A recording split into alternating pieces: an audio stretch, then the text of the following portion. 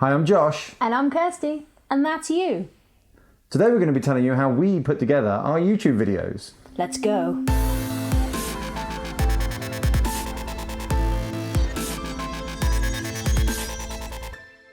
So for those of you who've been on the journey with us for the last 6 months, you'll know that our YouTube episodes have changed quite a bit. Unfortunately, we still don't have the perfect recipe, but it has improved over time.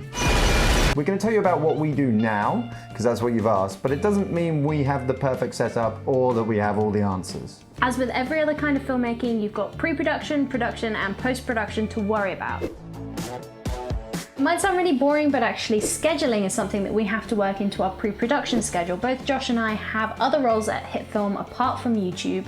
We have episodes we want to get Axel in on, we have guest episodes we want to do with cool people. So we have a meeting once a week where we talk about those awesome ideas, and that's where your comments come in. We also need to do a ton of research.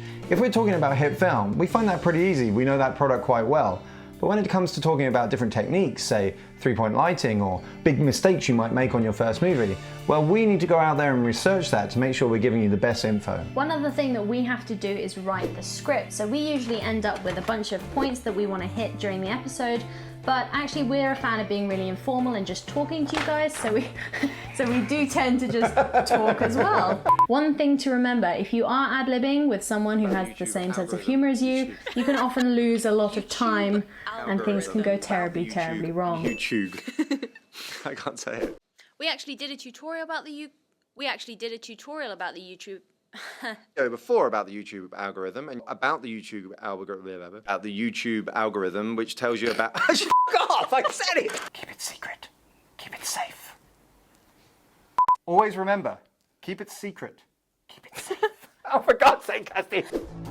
When it comes to production, one of the things that can increase your production value the most is having a nice background. And as you guys know, we used to film in our offices, which, well, they're offices. They're kind of white-walled, grey carpet. It wasn't very inspiring. After the offices, we tried a couple of other locations and none of them really worked until I moved home and this room became available. It's a bit small, but the light is really easy to control and the sound is a lot better here and we don't disturb anyone in the offices.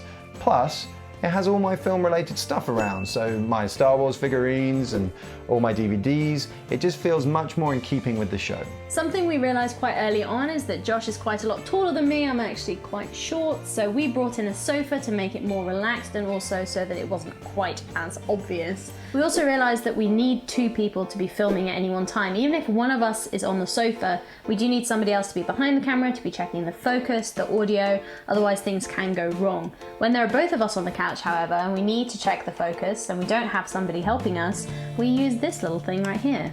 Our lovely external recorder. When it comes to what camera to use, we're lucky enough to have 4 different options. We've got an Osmo, Blackmagic Pocket Cinema camera, Canon 5D Mark III, and we've got a Sony FS700. Now the Osmo isn't going to work in these lighting conditions. It's great outside, but inside low light, not so much. With the Canon 5D Mark III, we'd love to be using that, but we have a photographer in the company as well, and he tends to be using that. The Sony FS700 is our best camera. It's 4K ready, and it's fantastic, but it's a big old beast of a camera to be using. It's pretty expensive too, so for the YouTube episodes, we actually use the Blackmagic Pocket Cinema camera. We're actually using a Canon lens on the Blackmagic. We have one of the Metabones adapters on there.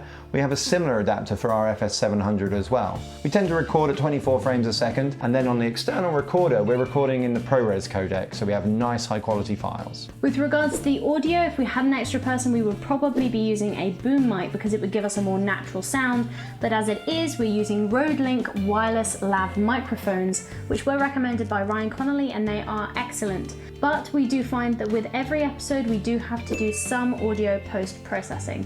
It's just the way it is. It's always happened. I have a much quieter voice than Josh, so my microphone will pick up his voice. It's quite booming. And as well as that, we do tend to get little noises in the background and whines that come from the lights. There are a lot of things that we have to change in post. While it's never been as problematic as the audio, the other big problem we have had is lighting. Luckily in this room, there's only one small window letting in light, so it's very, very controlled. So actually in here, we're just using the spot lamps around the room, and then we have one LED light. But it was really, really cold looking. So we've actually put a gel on the front of it to warm it up a little bit. It's a very small room and the light is very bright, so we couldn't point it directly at our faces. So instead we're bouncing off a wall just behind the camera and back on our faces just to warm us up a little bit. Now Kirsty and I are actually fairly pale people, so that warm gel on the LED is actually making us look, well, more alive. When it comes to post-production, we used to do it all ourselves, but we realized that we needed to get faster, so we employed an external freelance editor. Hey Michael! Who does a great job on our videos. You may have noticed that the edits have changed a little bit more recently. That's his work.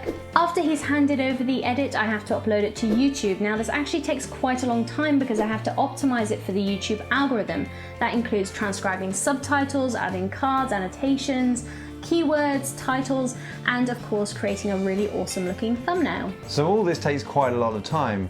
So in pre-production, you might be spending 2 or 3 hours like writing the script and researching. When it comes to production, well, we'd like to think we can get that done in 2 hours.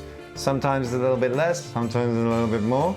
And then it comes to post-production, there's easily 3 hours there as well. So we're talking at least 7, maybe 8 or 9 hours to do each episode, but we are getting faster.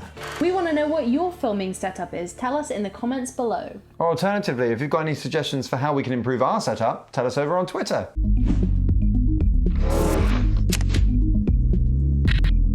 Where's the subscribe button? Where is it? Click it before it goes! Click it!